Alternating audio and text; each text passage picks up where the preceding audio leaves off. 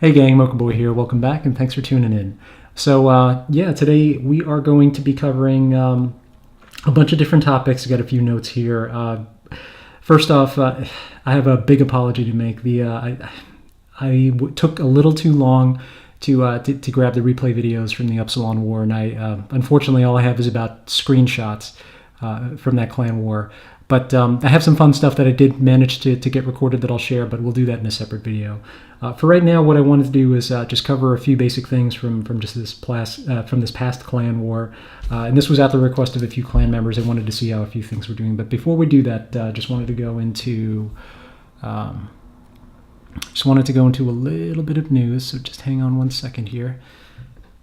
First off, we have a few new clan members. So give a hearty welcome to Leah, who goes by the username Leaf. And she's only been with the clan for a week and change, and she's already killing the donations. And donations look pretty much good across the board. Everyone's pretty much on track to hit their quotas. A few people lagging behind, but it's it's summer and people want to have their time off, myself included. I don't think I donated anything for the entire week, and then just in the span of a couple of days over the clan wars, I donated like 1,000. Anyway, so yeah, let's see. There's a few pieces of content that I'm working on that I did want to share. It will come out in bits and pieces. There are things there are skills that we need to work on, which has become evident from a lot of the replays. People need help with luring, planning their lures, assessing bases, how to plan their attacks, things like that. So I'll be breaking those out into separate chapters, and we'll do a little bit here, a little bit there, and look back at some of the replays to see where people went wrong. Now, the thing I want to point out about some of these replays is that when somebody attacks a base for the first time, you only have one chance to get that right. You have zero intelligence going into that battle. And a lot of times you have to go in completely blind and then just be able to call audibles and adjust your strategy on the fly. And for the folks that can do that, make one attack and still be able to score 3 stars despite a couple of bumps along the way, kudos to you. You did a great job. But before we get into that, let's just go over this quick the stats wrap up. So we got paired up with Colombia this last clan war, another country, yay. And the last time we got paired up with South America, I mean, we got the tar beat out of us. We were still learning the ins and outs of clan wars, but we're in a much better position to defend ourselves if that ever happens again. Anyway, in what I can describe as just a classic rout, I mean, we came in and just looking at the war events. Within the first round, I think had seven straight 3-star matches following on, a very strong opening, and then just more and more pain. I think at some point we had spent about 40 attacks, and we were already close to about 100 points, which was pretty insane. These guys, their bases were not set up for clan wars. They either had copied over their original farming bases, or hadn't set up for them for clan wars. So we took full advantage of that and pretty much pulled stars wherever we could. Going through the list, a couple of MVPs for this. Smokin' P was able to 3-star both of his battles. I think he had access to one replay on one of them, but the other one he was able to pull off on his on his own. I did manage to 3-star both of my battles, but that was only because those attacks, there were problems with the lures, and those attacks had to be aborted, so I had a little bit of intelligence going in. Gogo got his hogs up to raid level this week and was able to start strutting his stuff, so nicely done there. Santanor also came in strong with 2 3-star wins with his level 3 hogs, and Max and Montresor, Dig, DZ. A lot of guys are coming into their hogs, and you guys, what I want you to do is to discuss your strategies and what worked for you and what didn't work for you. I mean, I know it works for me, but that's just one perspective. I'm very interested to hear what you guys find is working, and share that information back with the group so we can all improve our strategies. So great job all around. Let's see, defense wise, Khan did a great job drawing 3 attacks. Mumi Mama drew another 3 attacks. These guys were a little surprised at how difficult even just the 25 to 50 crew bases, how tough they are. But our designs are battle tested, and anytime we find something good, we definitely share that back. But I think Moomy had, let's see his base. I believe he's running Tesseract, which is one of the original base designs from the guy who put together, what was it? The Shuriken base. I forget his name. But yeah, this is an anti-hog base, which interestingly enough is actually very susceptible to Giant Healer, because all they have to do is just grab the bottom left-hand corner. Oops, sorry. All they have to do is do a new window. All they have to do is clear out the defenses here, and then send in their DPS component up the core, similar to what's going on here. But Moomy Mama his base did a really good job of fending off a lot of different attacks. So yeah, great job there. And there is one particular defense I do want to show you guys, but I can't share it out on this channel. I'll share it out in the private channel because it was the defense of my base, and I'll go over exactly why it worked the way that it did and how it fought off that attack. But yeah, we'll go over that. So anyway, at the request of a few of the clan members, they wanted to cover some issues that we had with lures this last clan war. So give me a second to find these raids. And one thing I do want to point out is that again, you guys do the best with what you have at the time. Things don't always go to the plan, and so long as we're learning something from these replays, we don't really lose anything. So this isn't meant to be critical or anything. We're just going to look at what went wrong and see if we can diagnose that for the future. Now in this particular case, you have the Barbarian King over here and the Clan Castle over here, both easily accessible. And then they started to draw everyone over into the corner. But what I want you to watch where, when the troops drop, look what they target. See, the archers targeted those houses. These wizards targeted that house. That's one complete battle round that completely got wasted on 3 structures, and instead of hitting the clan castle. So long story short, if you do this, make sure you're doing this clear of obstacles, because they will target the obstacles, or you will run into targeting problems. Sometimes they'll target the obstacles, sometimes they'll target the troops, but that won't always be the case. Now in this particular case, he had this cannon firing on him, these buildings distracting him, and unfortunately wasn't able to take out the BK or the dragon, which, at that point, this is a failed raid. Against this many buildings, there's no way that the hogs will be able to go in and even score 50%. So the question came up from Gogo that if something happens like this, would it be frowned upon, if you just aborted the raid? Because we're talking about a pretty serious expenditure in hogs. And I have to say, after reviewing this, I probably would not have had an issue with it, only because this is a Town Hall 10 base. If this was a Town Hall 8 base, you might have actually been able to pull off, at least a 1-star victory with 50% if you had just a little bit of DPS left over. Because, the dragon and the king are actually pretty slow, and it takes them a while to catch up to the troops. So it's entirely possible, and one person actually did manage to do that, if I'm not mistaken. So again, just to review. One of the things that I have noticed that is a big problem with the lure is, number one, picking your corner and then getting everything over into that corner. Now, for some of the bases out there, they'll have one component here, and then all 3 of these are going to have to get dragged over into that corner. And the big challenge that you have is they all run at different speeds. So bear that in mind when you consider the fact that the Barbarian King is the slowest. Hang on a second, let me get out of this and we'll go to that guy's base. Just bear with me.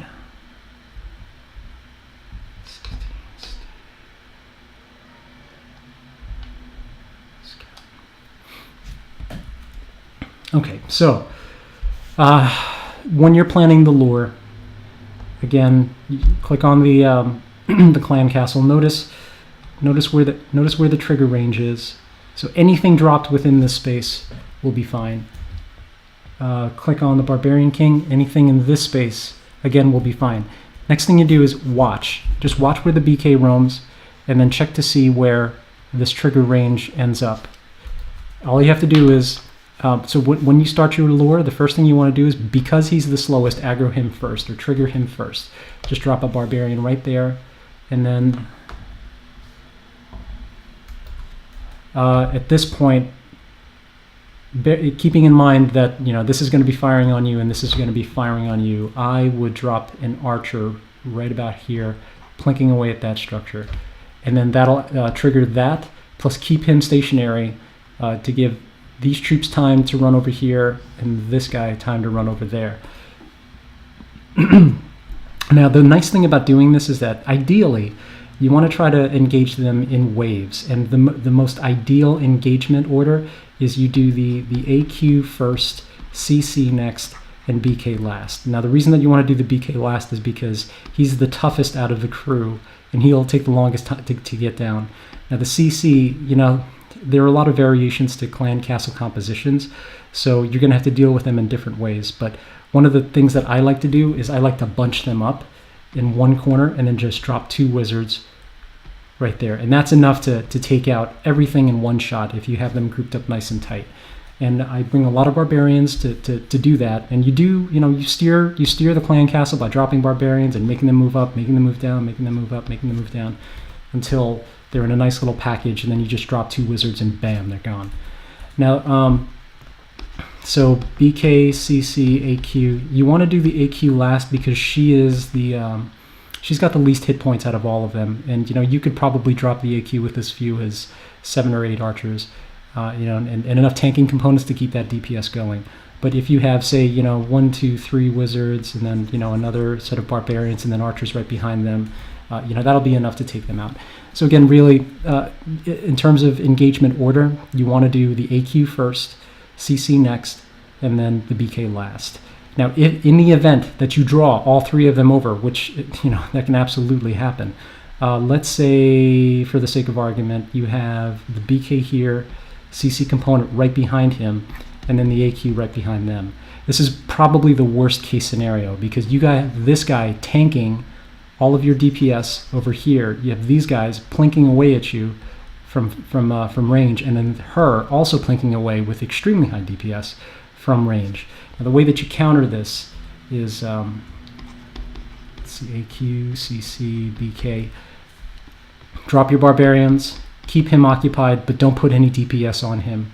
Drop your BK right behind the AQ, take her out with a rage. It should take about 2 shots from a BK5, well, 3 shots from a BK5, maybe 2 from a BK10, and then drop a string of barbarians and archers right in the middle, and then your wizards right outside.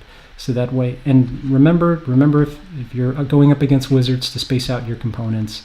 Don't bunch them up, or they'll all just get wasted. So yeah, again, this is the worst case scenario where you have a tank DPS and then more DPS right behind the tank. But that's typically the way that it works. And again, you have to remember the trigger order. Trigger the BK first, trigger the AQ next if they're there, and then the CC last, and then start dragging everything over into the corner so that you can deal with them. Now, again, in this case, stay away from obstacles because they will distract. And then yeah, I mean, Gogo knows what he's doing. It was just really unlucky. He got he got some unlucky or unintended reactions from his troops. Some unintended, yeah. Anyway, let's take a look at.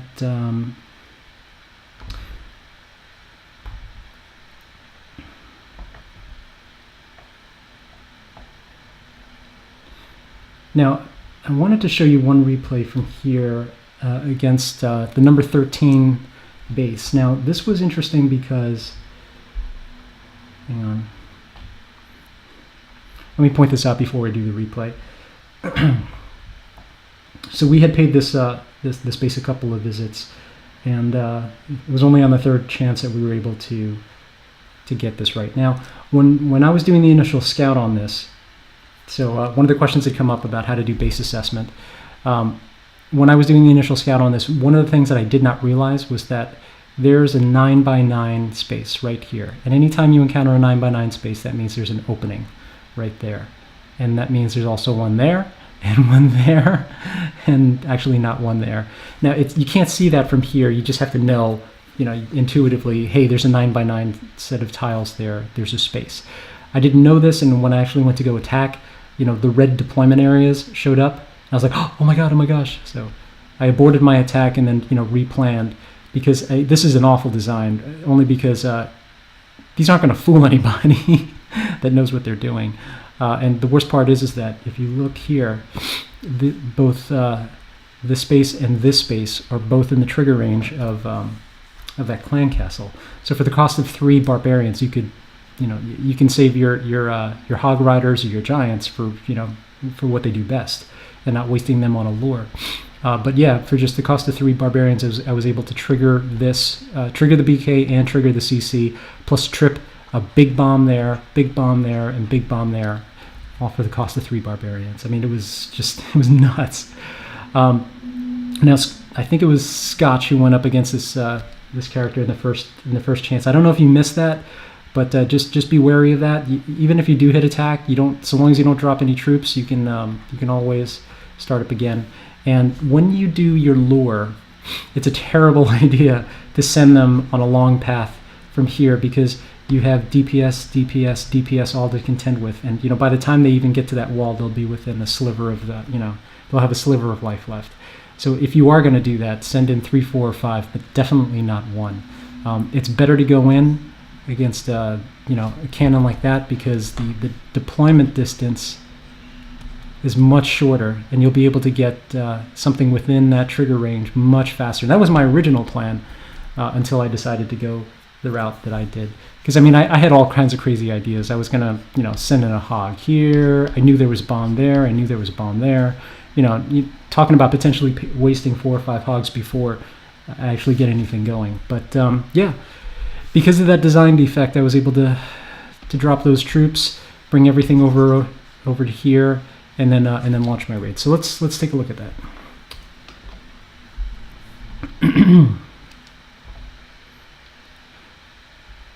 So boom, big bomb, big bomb, big bomb. Clan castle's out, BK's triggered, and now I have an archer just plinking away at this structure. I'm going to drag them as far as I can into this corner before I deal with them. But before I do that, I'm going to try to bunch them up so that I can make the most out of my wizards. So in this case, what you're doing is you're dropping a barb high, a barb low, a barb high, a barb low, and that's just to get them to bunch up. And once they are, drop your distraction, drop your wizards, space them out, drop distractions in front of the BK. My BK's down now. They're all starting to go down, and we're good to go. We can start the raid. Now I chose to come in right from that spot. I sent in a second string here to help push that string into the center and keep them together. And that worked out pretty well, because these guys went straight at the expos. And this is a really, really good I guess engagement strategy for taking out the bases. You always want to look for clusters of DPS, and you want to get your troops on that as quickly as possible, because the longer that DPS is out, the more time those defenses have to whittle away your hogs. So I was able to get the bulk of them into the core and then circle back around this way by pushing a second group into here. By deploying a second group into here, that pushed that main group on a straight path through the base, and then on a U-turn, and then at that point it was pretty much game over. Still had plenty of DPS left over. It tripped all the bombs. Yeah, and that was just pretty much game over. And let's take a look at one more. So let's see.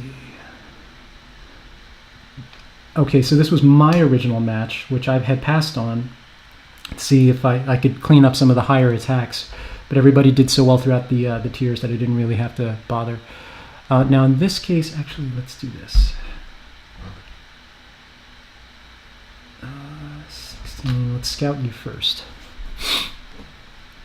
Okay, so base assessment. I mean, there's nothing too crazy about this design. You've got an exposed clan castle, which makes that pretty much Oh, hang on a second. Never mind. We already did this one.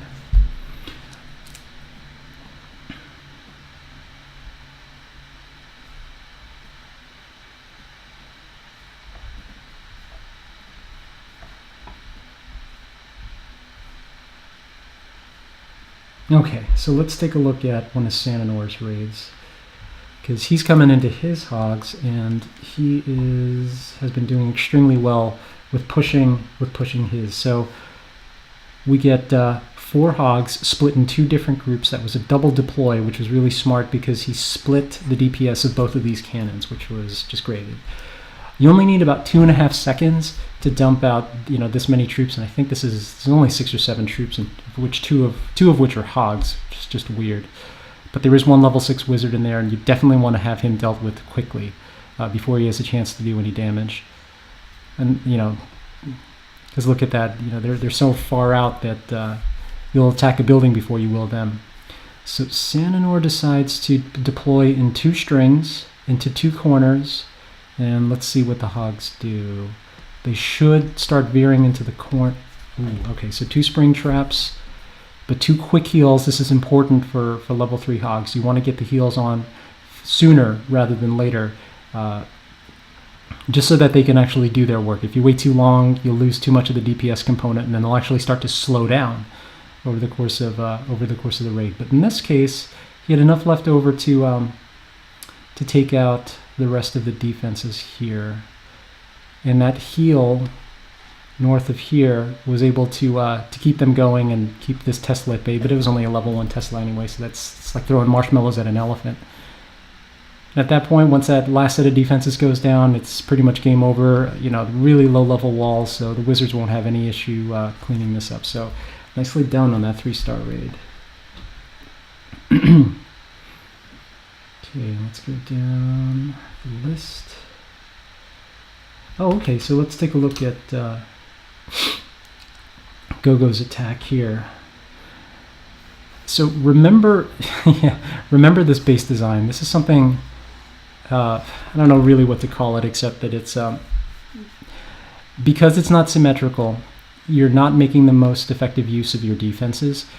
Defenses work really well when they overlap, and in this case, none of them overlap. So that means you can deal with this corner and not have to worry about anything coming from here.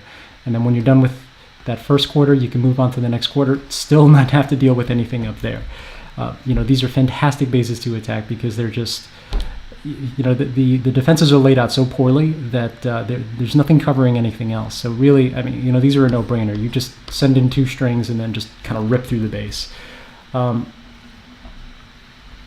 lure was pretty standard, only 3 troops, a dragon and a couple of wizards. Textbook lure. Let's see, AQ's given them some, wizard's given them some trouble. Let's see what happens here. Okay, yeah, there was the AQ that was giving him some trouble, but got that dealt with this clan castle. Yeah, now the only issue I have here is that these guys are your DPS component. You want to keep them alive as long as possible. So you always want to try to deploy these guys wherever you're deploying, or behind the hogs, so that they're safe. And in this case, again, the base was so badly designed that it wouldn't have mattered anyway. But you want to get into the practice of deploying your DPS behind your hogs to keep them alive long enough to go through and clean up.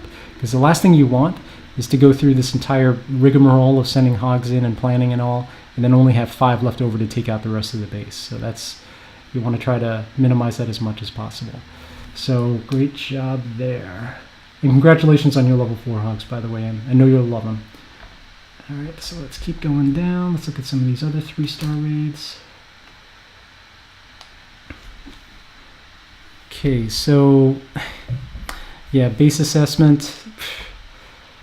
It's a vault base. There's nothing really to it. There's a funnel over here, but I don't know what it's funneling for. It's not like it's between 2 defenses or anything. You have overlapping coverage on the town hall. Pretty easy to lure clan castle. This trigger range is right here. 1 barbarian right there is enough to probably dump out that clan castle. And oh man, so yeah, here's a problem. Here's a 9x9, which means that's an open spot. And yeah, that's pretty much it for that. There's some space internally for the traps, but I'm not really too worried about this. Might be something here, probably something here. There'll definitely be something in there. And then probably a big bomb here, which you can just trigger with a single barbarian. So let's take a look. So Montresor is also coming into his hogs, so let's see what he does. Okay, so he drops his barbarian just on the edge of that trigger range. Perfect. And he sent in 2 hogs right there to trip those big bombs. He probably could have just dropped a barbarian in there, but I'm not sure if he missed that there. So again, here we go. We run into this problem of deploying near the structures. The CC troops get distracted by the structures, and instead of taking out the clan castle, they're getting plinked away on. So Montresor chose to deploy in 2 strings. Because of the layout of the defenses, they'll pretty much move in a symmetrical fashion, which makes healing a lot easier. They're not going to be jumping around all over the place, splitting up and whatever else. But again, he dropped his heals early just to make sure that massive DPS stays alive as long as possible, and then saves that last heal for the bigger set of DPS up here, which was 1 big bomb, a couple of Teslas, and some point defenses. But once that last set of defenses goes down, it's pretty much game over, and yeah, on to cleanup. So nice job on the 3-star there. Okay. Oh, interesting. Okay. I did want to show this. We're not going to be able to replay everything, obviously, but Rolly did something really cool here that I thought was really interesting. Now, this was, again, just a really ridiculous design. All the air defenses are on the outside of the base. But then look what he does here. He dropped a set of hogs to go and take out that air defense. And he used his lightning bolt for the 3rd. Now he's only got 1 to contend with. I mean, how cool is that? That's just a gimme. So, recognize that for what it is. The next time you see a base with all of these air defenses on the outside, just make sure you have some options of taking care of them. Now, in this particular case, I guess that one was enough to take out, whatever was over there, but no big deal. It's a low-level AD. It won't stand up to any of these dragons. And yeah, at this point, I mean, once those go down, it's pretty much game over. And he was able to 3-star this battle. So again, you get points for creativity there and learning how to use the different troops in a strategic fashion. So good job. All right. So let's cut it there. That's pretty much enough replays, and I've got some more that I wanted to take a look at. There was one last thing that I wanted to cover, and that's just the topic of sniping and town hall sniping. Understand that this is something that we take extremely seriously here, and that sniping without clearance is a kickable offense. Now, having said that, we do allow it when, in cases like this, in rare cases like this, where we're just beating them so badly that they give up, before the end of the war. We'll call it. We'll call it, and we'll tell you to relax and just go in and collect as high a loot bonus as possible. And you do that by attacking as high as possible and just getting 1 star. But this question comes up often, and it comes up almost in every war. People will log in that 4-hour mark and just say, "Hey, we cleared a snipe." You should never. What I would ask is that you should never approach any of these clan wars with the intention of holding your attacks till the last 4 hours. You should, in every case, come with the intention of just beating the tar out of your opponent whenever you're called to do so. Now, in the case of, in this case, we had pretty much beaten every single one of their bases to the point where we couldn't really improve upon the score without expending, a pretty significant amount of resources. So I understand that, some people came in and asked. But always approach these clan wars with the intention of beating the tar out of your opponents and spending every last drop of elixir in order to do so, because we will be at some point we will come up against an opponent who is just completely superior to ours, in both in their coordination, their base designs, and everything. So don't get lazy. Learn, bone up on your base assessment skills, bone up on your lure planning skills, and we'll fill in the holes. And again, I'm not an expert in this. I just love studying what works and what doesn't work and sharing that back with everybody else. But that's pretty much it. If you have any other questions or anything you want to see, just let me know. You guys are coming up to speed. You're doing a great job across the board. Keep practicing. If you're not pushing or farming, or if you're just bored of marching, for your 1500th base of the day, just queue up some elixir and just try to go take out a base and see what happens. You're going to need that experience when we come up to the next clan war, which is scheduled for tonight. So thanks for watching. Hope you thought that was useful. Again, if you have any questions or comments, just leave them in the comment box below, or just hit me up in clan chat. I'll talk to you soon.